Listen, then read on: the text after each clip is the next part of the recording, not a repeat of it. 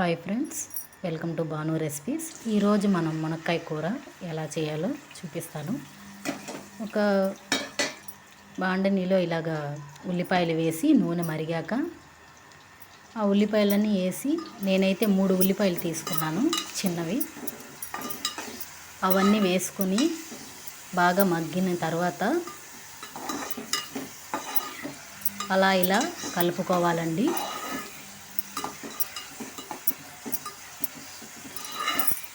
అలా ఇలా కలుపుకున్న తర్వాత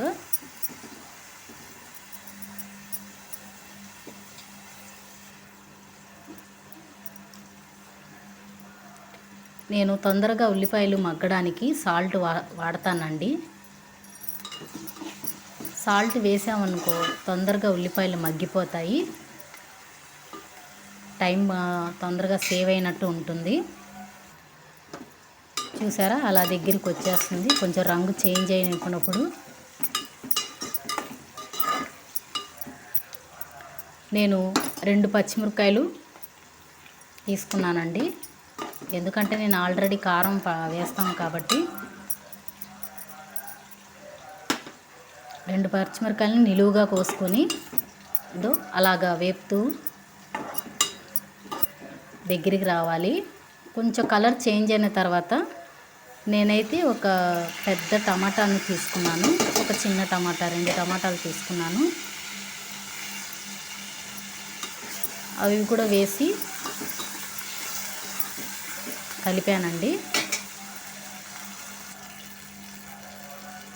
అలా ఇదిగో నూనెలో అంతా మసాలాలన్నీ వేసుకోవాలి. నెక్స్ట్ ముందుగా కొంచెం ధనియాల పొడి, తర్వాత కొంచెం పసుపు, ఒక అర స్పూను కారం.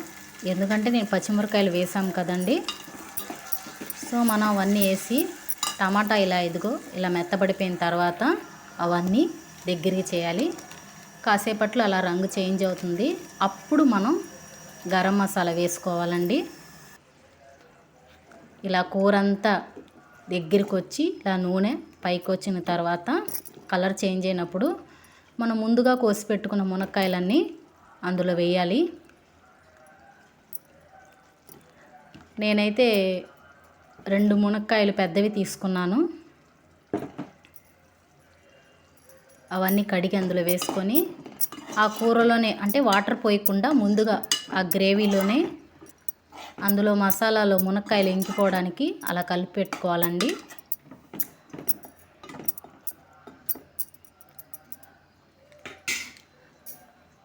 ఒక 10 నిమిషాలు అయిన తర్వాత అదిగో అలా దగ్గరికి వస్తుంది. అంతేనండి, మునక్కాయ కూర రెడీ. Thank you.